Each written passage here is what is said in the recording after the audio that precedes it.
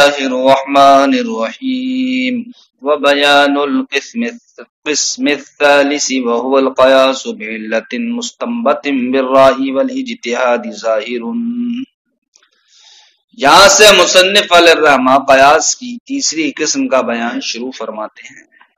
قیاس کی تیسری قسم کا بیان کے تعلق سے فرمایا وہ ظاہر ہے. وہ قسم ثالث کیا ہے جناب والا؟ کہتے ہیں وہ ایسا قیاس ہے جو رائے اور اجتہاد کے ذریعے سے مستنبط ہو. وہ ایسا قیاس ایسی علت کے ذریعے سے ہو جو علت اجتہاد و رائے سے مستنبط ہو. جو علت اجتہاد و رائے سے مستنبط ہو.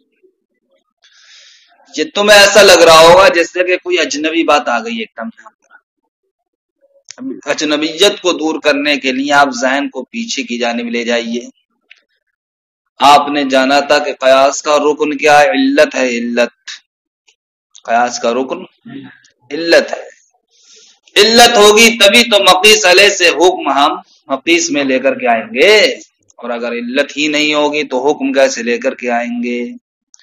اور اس علت کے تعلق سے آپ نے یہ بھی جانا تھا کہ علت یا تو کتاب و سنت سے پتہ چلے گی یا پھر علت اجماع سے پتہ چلے گی. اور آگے آپ نے کیا کہا تھا؟ یا پھر کسی معنی کا علت ہونا اجتہاد و رائے سے پتہ چلے گا.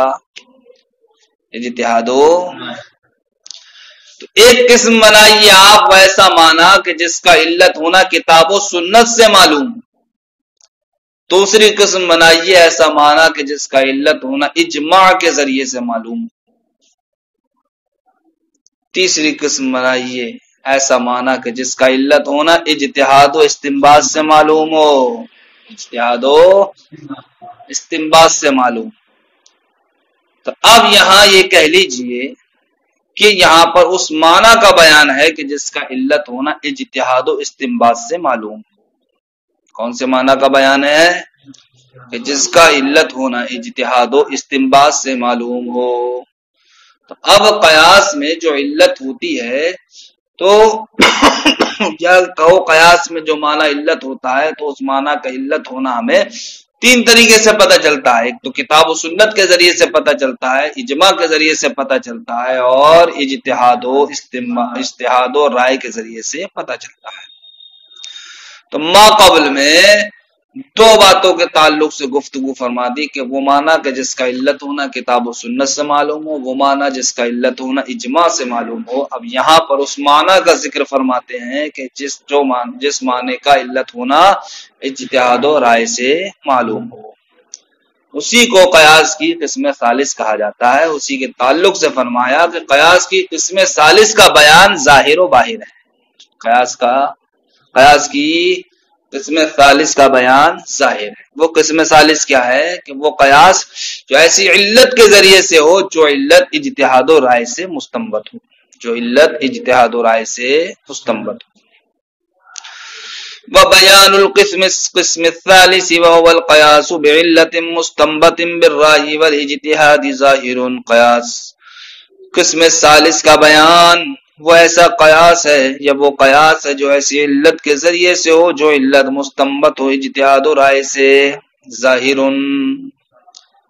اس کا تعلق اس سے ہے بیان سے ہے. بیان القسم الثالث میں تو قسم ثالث کا بیان کیا ہے؟ ظاہر ہے. وہ قسم ثالث کیا ہے؟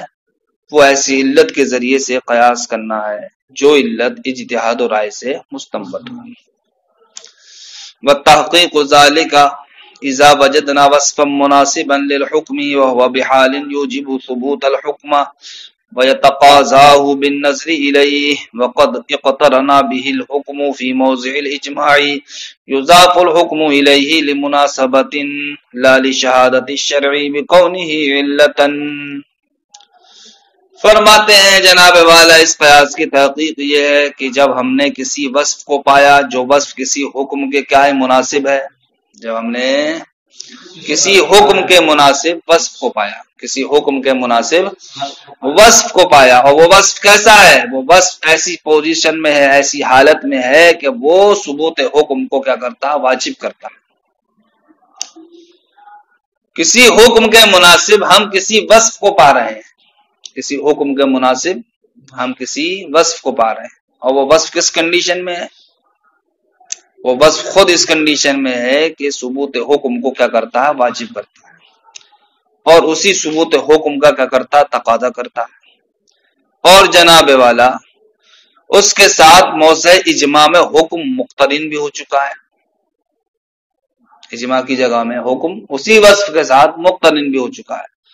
تو اب فرماتے ہیں یہ وصف اس بات کا حامل ہے کہ حکم اب اسی وصف کی جانب منسوب کیا جائے، حکم اسی وصف کی جانب کیا جائے؟ منسوب کیا جائے۔ ابھی تک حکم آپ علت کی جانب منسوب کر رہے تھے، اب حکم آپ کس کی جانب منسوب کریں گے؟ وصف کی جانب، جو وصف کیا کسی حکم کے مناسب ہے، لیکن وہ ایسی وصف نہیں ہے، بلکہ وہ وصف ایسا ہے جو حکم کے ثبوت کو واجب بھی کرتا ہے اور حکم کے ثابت کرنے کا تقاضا بھی کرتا ہے، اور موضع اجماع میں اس وصف کے ساتھ حکم مقترن بھی ہو چکا ہے۔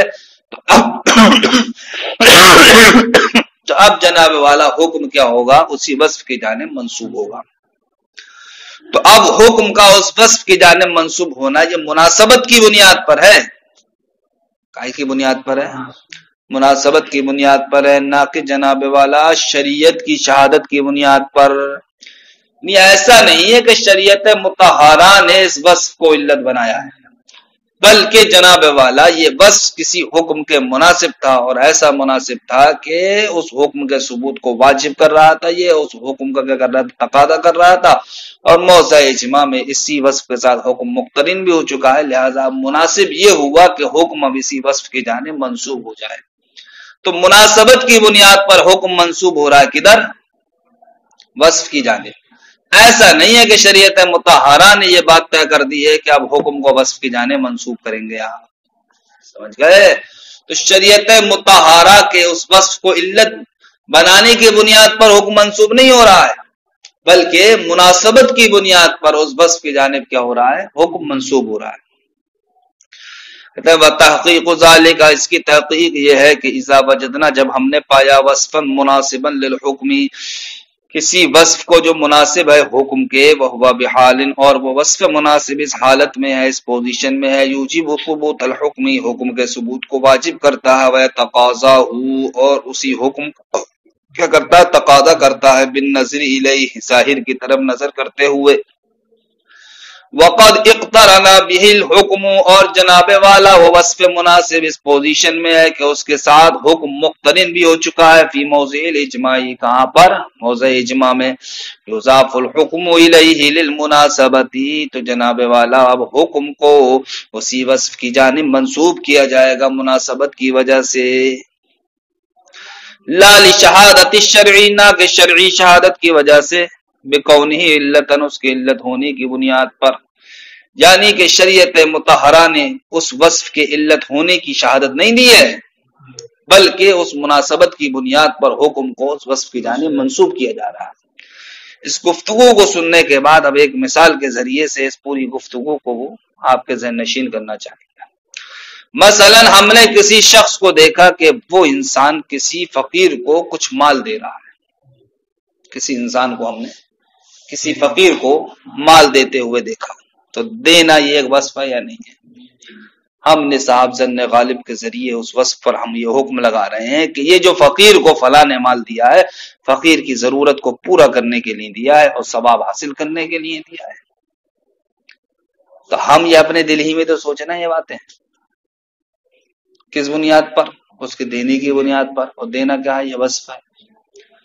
تو اب ہم جناب والا جو حکم لگائیں گے کہ اس انسان نے جو فقیر کو پیسہ دیا ہے وہ فقیر کی ضرورت کو پورا کرنے کے لیے دیا ہے اور ثواب حاصل کرنے کے لیے دیا ہے، اس حکم کی علت کیا ٹھہرے گا؟ یہ وصف ہی ٹھہرے گا۔ وصف کہتا دینا۔ تو اب یہاں جناب والا دیکھو، جو حکم منسوب ہوگا وہ کس کی جانب ہوگا؟ وصف کی جانب منسوب ہوگا، اس لیے کہ دینے کے، یا اس لیے کہہ لیجیے آپ کہ یہ جو ضرورت کے لیے اس نے دیا ہے یا ثواب حاصل کرنے کے لیے دیا ہے، اس کے مناسب یہی ہے کہ یہ حکم لگایا جائے۔ تو اسی کو مثال کے ذریعے سمجھایا، وَنَظِيرُهُ، اور اس کی نظیر، اس کی مثال یہ ہے کہ اِذَا رَأَيْنَا، جب ہم نے دیکھا شخصاً، کسی شخص کو، اعطا فقیراً درہماً، کہ وہ کسی فقیر کو درہم دے رہا ہے، غلبہ علی الظن، تو ظن غالب یہ ہوا کہ ان الاعطاء لدفع حاجت الفقیر، کہ یہ دینا کس لیے ہے؟ فقیر کی ضرورت کو پورا کرنے کے لیے ہے، وتحصیل مصالح الثواب، اور ثواب کی مصلحتوں کو حاصل کرنے کے لیے ہے۔ اذا عرف، جب آپ نے یہ جان لیا، ہذا یہ بات جان لی، فنقول تو ہم کہتے ہیں، اذا رأینا، جب ہم نے دیکھا، وصفا مناسبا للحکم، کسی وصف مناسب کو کسی حکم کے یا کسی وصف کو ہم نے دیکھا جو کیا ہے؟ حکم کے مناسب ہے، وقد اقترنا به الحکم، اور کہیں جناب والا اس کے ساتھ حکم مقترن بھی ہو چکا ہے، فی موضع اجماع، موضع اجماع میں، تو یغلب الظن باضافت الحکم، تو اب ظن غالب یہ ہوگا کہ حکم اسی وصف کی جانب منسوب کیا جائے، حکم اسی وصف کی جانب۔ اچھا صاحب کیوں منسوب کیا جائے گا حکم اسی وصف کی جانب؟ ظن غالب کی وجہ سے، اس لیے کہ ظن غالب کو شریعت مطہرہ نے یہ دخل دیا ہے یا یہ حق دیا ہے کہ جب اس کے اوپر کوئی دلیل نہ ہو تو ظن غالب ہی کیا بن جاتا ہے؟ دلیل بن جاتا ہے۔ اس لیے جناب والا اب یہ وصف ہی کیا بن جائے گا؟ علت بن جائے، اس بات کی کہ حکم کو اس کی جانب منسوب کیا جائے۔ وغلبۃ الظن فی الشرع توجب العمل، اور غلبہ ظن شریعت مطہرہ میں عمل کو واجب کرتا ہے، عند انعدام ما فوقها من الدلیل، کب؟ جبکہ اس کے اوپر کی دلیلیں کیا ہوں؟ مفقود ہوں، اس کے اوپر کی دلیلوں کے نہ ہونے کے بعد۔ تو اب یہ جناب والا ظن غالب کے ذریعے سے حکم لگایا جانا ایسا ہی ہے کہ جب مسافر کو جناب والا ظن غالب ہوتا ہے کہ اس کے قریب ہی میں کیا ہے؟ پانی ہے، تو اب ظن غالب کی بنیاد پر حکم کیا لگایا جاتا ہے کہ تم تیمم نہیں کر سکتے، اس لیے کہ تمہارا ظن غالب کیا ہے؟ قریب میں پانی ہے، تو اب پانی پہلے تلاش کرو، پانی ڈھونڈو، اس سے وضو کرو، جب پانی نہ ملے جناب والا تبھی تو تیمم کرو گے۔ تو اب یہاں پر دیکھو جو ہم حکم لگا رہے ہیں، وضو کرو، تیمم مت کرو، تو کائے پر حکم لگا رہے ہیں؟ ظن غالب ہی کی تو بنیاد پر لگا رہے ہیں۔ اس سے پتہ چلا ہمیں کہ شریعت مطہرہ نے ظن غالب کو موجب عمل قرار دیا ہے، کب؟ جب کہ اس کے اوپر کی کوئی دلیل نہ ہو۔ اس لیے اب یہاں پر بھی جب وصف کے تعلق سے ظن غالب ہو گیا تو اب اسی وصف کی جانب کیا کیا جائے گا؟ حکم کو منسوب کیا جائے گا۔ تو اب یہ جناب والا ظن غالب کی بنیاد پر حکم لگایا جانا یہ ایسا ہی ہو گیا بمنزلۃ المسافر، جیسا کہ مسافر، یا یہ کہہ لو مسافر کے درجے میں ہو گیا۔ کیسے مسافر کے درجے میں ہو گیا؟ اس لیے کہ اذا غلب علی ظنہ، جب مسافر کو ظن غالب ہوتا ہے، ان بقربہ ماء، اس بات کا کہ اس کے قریب میں ہی کیا ہے؟ پانی ہے، لم یجوز له التیمم، تو اب اس کے لیے تیمم کرنا جائز نہیں ہوتا ہے۔ وعلی ھذا مسائل التحری، اور اسی ظن غالب پر تمام تحری کے کیا مسائل ہیں۔ اگر کسی بھی قبلہ مشتبہ ہو جائے اب وہاں حکم کائے کے ذریعے لگایا جاتا ہے؟ یہ تو کہا جاتا ہے کہ جس سمت میں تمہارا ظن غالب ہو جائے کہ قبلہ ادھر ہے، اسی کو رخ کر کے نماز پڑھ، ایک رکعت پڑھ لی تھی، اب ظن غالب ہوا ادھر کو ہے، سمجھے؟ تو اب حکم یہ ہے کہ اب ادھر ہی کو مڑ جاؤ۔ تو یہ جتنے حکم لگ رہے ہیں ظن غالب ہی کی تو بنیاد پر لگ رہے ہیں۔ اس سے پتہ چلا ہمیں کہ ظن غالب بھی موجب عمل ہے، ظن غالب بھی، جب ظن غالب موجب عمل ہوا تو جب ہمیں کسی وصف مناسب کے تعلق سے ظن غالب ہوا تو اب حکم اسی وصف مناسب کی جانب بھی منسوب کیا جائے گا۔ وحکم ھذا القیاس ان یبطل بالفرق المناسب، اب فرماتے ہیں یہاں سے اس قیاس کا حکم یہ ہے کہ یہ فرق مناسب سے ہی، یعنی کہ تھوڑے سے فرق سے ہی کیا ہو جائے گا؟ باطل ہو جائے گا۔ اس لیے کہ جناب والا حکم یہاں پر وصف مناسب کی جانب منسوب ہوا ہے، کیوں ہوا ہے؟ ظن غالب کی بنیاد پر۔ اب اگر تھوڑا سا بھی فرق ہم نے ظاہر کر دیا تو اب جناب والا ظن غالب ختم ہو جائے گا۔ جب ظن غالب ختم ہو جائے گا تو ظن غالب کی بنیاد پر ہی تو حکم منسوب ہو رہا تھا، اس لیے جناب والا اب یہ قیاس کیا ہو جائے گا؟ باطل ہو جائے گا۔ تھوڑے سے فرق سے ہی کیا ہو جائے گا یہ قیاس؟ کیوں ہو جائے گا؟ اس لیے کہ اس قیاس کا دار و مدار کائے پر تھا؟ وصف مناسب پر تھا، اور وصف مناسب کی جانب آپ نے حکم کو کیوں پھیرا، کیوں منسوب کیا؟ ظن غالب کی وجہ سے۔ اب ظن غالب ہی کیا ہو گیا؟ ختم ہو گیا۔ تو اب حکم کا وصف مناسب کی جانب منسوب ہونا یہ بھی ختم ہو جائے گا۔ جب حکم کا وصف مناسب کی جانب منسوب ہونا ختم ہو جائے گا تو اب قیاس کیا ہو جائے گا؟ باطل ہو جائے گا۔ اس لیے تھوڑے سے فرق سے ہی یہ قیاس کیا ہو جائے گا؟ باطل ہو جائے گا۔ وہ حکم حاضل قیاس، اس قیاس کا حکم یہ ہے کہ ان یبطل بالفرق المناسب، کہ یہ قیاس تھوڑے سے فرق سے ہی باطل ہو جائے گا. کیوں؟ لأن عنده، اس لیے کہ جب اس انسان کے پاس یوجد مناسب سواہ، کہ کوئی دوسرا وصف مناسب پایا گیا پہلے والے وصف مناسب کے علاوہ، پہلے والے یعنی کہ پہلے اس نے حکم کو منسوب کیا تھا وصف مناسب کی جانب، اب اس نے فرق کو ظاہر کیا، کوئی دوسرا وصف مناسب لے آیا، تو اب ظن غالب دوسرے وصف مناسب پر ٹھہرے گا نہیں ٹھہرے گا؟ تو پہلے والے سے تو ظن غالب ختم ہو گیا نہیں ہو گیا؟ جب ظن غالب ختم ہو گیا تو اب حکم کا منسوب ہونا ختم ہو جائے گا. فلا يبقى الظن بإضافة الحكم إليه، تو اب جناب والا پہلے والے سے جو پہلے والے کے لیے جو وصف مناسب تھا تو اب وہاں پر ظن باقی نہیں رہے گا کہ حکم کو اس کی جانب منسوب کیا جائے. فلا يثبت الحکم، تو اب ظن غالب جب اس بات کا نہیں رہے گا کہ اس کی جانب حکم کو منسوب کیا جائے تو اب حکم ثابت بھی نہیں ہوگا بھی پہلے والے وصف مناسب کے ذریعے. کیوں؟ لأنه كان بناء على غلبة الظن، اس لیے کہ پہلے والے وصف مناسب کی جو بنیاد رکھی گئی تھی وہ تو غلبہ ظن ہی پر تھی. اب اس کو سمجھنے کے لیے یہ سمجھ کہ ہم جناب والا ایک جانب تحری کر کے غور و فکر کر کے ظن غالب کے ذریعے سے نماز پڑھنے کھڑے ہو گئے، ٹھیک، اب دوسری جانب ہم کھڑے ہو گئے ظن غالب ہوا، تو اب اس جانب کھڑے ہو کر نماز پڑھنے کو ایک وصف سمجھ لو اور اس جانب نماز پڑھنے کو دوسرا وصف سمجھ لو. تو اب ہم یہاں پر جو نماز پڑھ رہے ہیں وہ اس وصف کی بنیاد پر کہ اس وصف کے ذریعے سے ہمیں ظن غالب حاصل ہوا، لیکن جب ہم دوسرے وصف کی جانب مائل ہو گئے تو اب ظن غالب وہاں والا ختم ہو گیا نہیں ہو گیا؟ اب یہاں والا دوسرا ظن غالب ہے، تو اب ظن غالب کی بنیاد پر ہی وہاں پر ہم نے حکم لگایا تھا، تو جب ظن غالب ہی ختم اس وصف مناسب کے ساتھ تو اب حکم بھی ختم ہوگا. تو اسی بات کو یہاں سمجھایا. کیا سمجھایا اس لیے کہ لأن عنده یوجد مناسب سواہ، اس لیے کہ جب اس شخص کے نزدیک کوئی دوسرا وصف مناسب پایا گیا پہلے والے وصف مناسب کے علاوہ، پہلے والے فی صورت الحکم، حکم کی صورت میں، فلا یبقى الظن، تو اب ظن باقی نہیں رہے گا باضافۃ الحکم الیہ، کہ جس کی جانب حکم کو منسوب کیا جائے، فلا یثبت الحکم به، تو اب جناب والا حکم پہلے والے وصف مناسب سے ثابت نہیں ہوگا. کیوں؟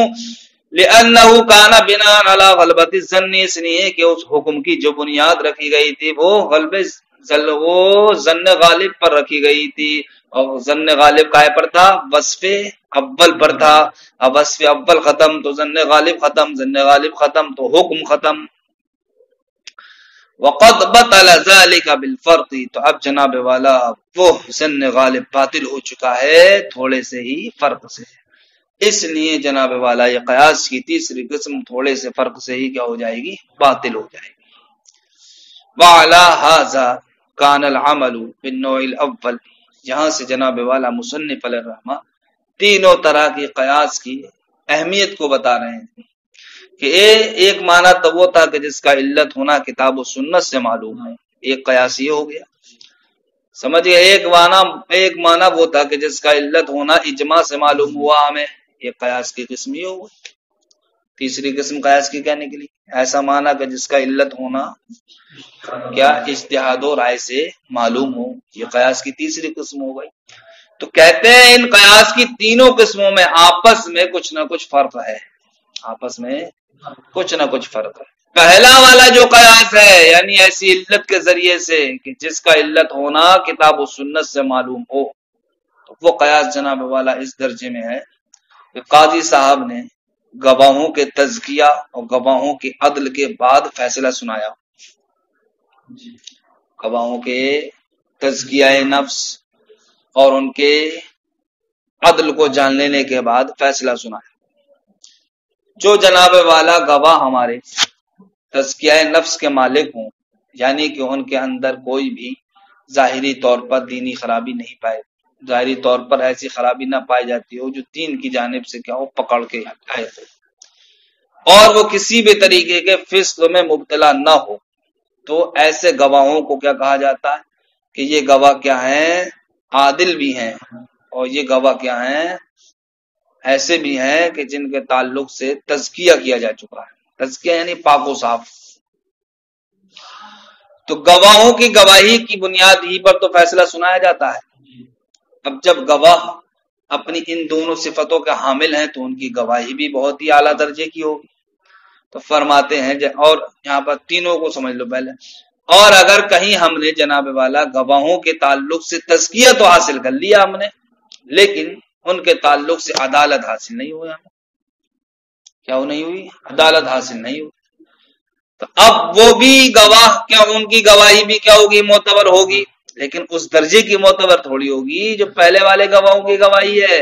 اس لیے کہ وہاں تو دونوں وصف کی ہمیں جانکاری حاصل ہو چکی ہے، تزکیہ کی بھی اور تعدیل کی بھی، اور ایک جناب والا وہ گواہ ہیں کہ جن کے نہ تو تزکیے کا ہم کو پتا ہے اور نہ جن کے عادل ہونے کا ہم کو پتا ہے۔ تو اب یہ دیکھو تینوں طرح کے گواہوں کی گواہی کیا معتبر ہے، لیکن تینوں طرح کی گواہی میں فرق ہے، سمجھ گئے؟ اس لیے کہ پہلی والی جو گواہی ہے وہ تو کسی بھی صورت میں باطل نہیں ہوگی، دوسری والی جو گواہی ہے وہ بھی جناب والا اس پر عمل کرنا کیا ہوگا؟ واجب ہی رہے گا، اور تیسری والی جو گواہی وہ جناب والا کہیں بھی ہمیں فالٹ ظاہر ہوا تھوڑا سا بھی، اس لیے کہ ہم نے جو فیصلہ سنایا ہے تو ان کے حال سے ہم واقف نہیں ہیں، ان کا حال ہم سے چھپا ہوا ہے، اب اگر کہیں بھی ان کا فاسق و فاجر ہونا یا کچھ بھی ہم کو پتہ چلے گا تب ایسی صورت میں ان کی اب گواہی کیا ہو جائے گی؟ باطل ہو جائے گی، تو وہ حکم بھی کیا ہو جائے گا؟ باطل ہو جائے گا۔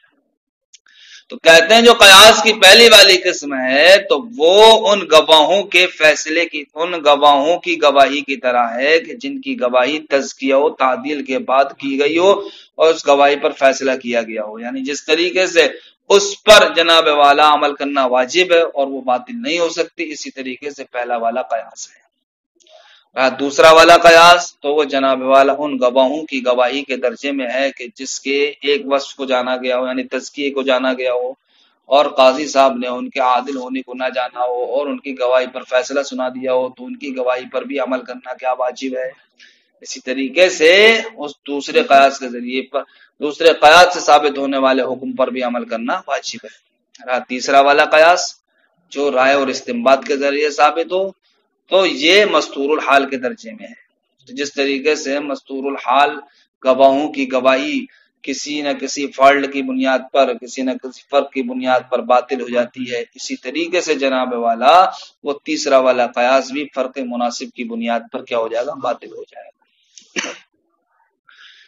وعلی ھذا، اسی بنیاد پر کان العمل بالنوع الاول، نوع اول پر عمل کرنا، یہ بمنزلۃ الحکم یا بمنزلۃ الحکم پڑھو، حکم بمانا فیصلہ سنانا، تو وہ جناب والا پہلی والی قیاس کی قسم کائے کے درجے میں ہے، ان گواہوں کی گواہی کے درجے میں ہے، بعد تزکیہ الشاہد و تعدیلہ، کی گواہوں کی تزکیہ کے بعد اور ان کے تعدیل کے بعد ان کی گواہی پر فیصلہ سنایا گیا، کائے کے درجے میں ہے؟